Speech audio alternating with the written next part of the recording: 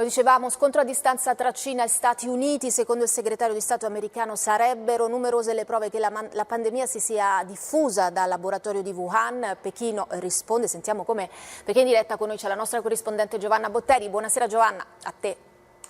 Buonasera, la stampa cinese risponde con straordinaria durezza. Il quotidiano del popolo appena uscito parla di Pompeo e di Bannon come due buffoni bigiardi. Questo è invece il Global Times che attacca le bugie di Pompeo. In un documento interno si lancia l'allarme. In questo momento nel mondo c'è una campagna anti-cinese simile a quella che si sviluppò dopo piazza Tiananmen. Che cosa sta succedendo? La Cina, vediamo, ha un ritorno lento e prudente alla normalità, non ha più decessi, non ha più contagi interni, soltanto dall'esterno e soltanto casi asintomatici, ma in questo momento deve fronteggiare un'ostilità mai provata dopo piazza Tiananmen nei confronti del mondo, anche dell'Europa. L'ambasciatore cinese in Europa dice che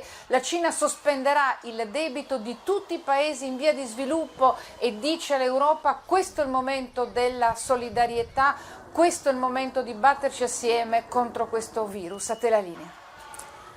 Il coronavirus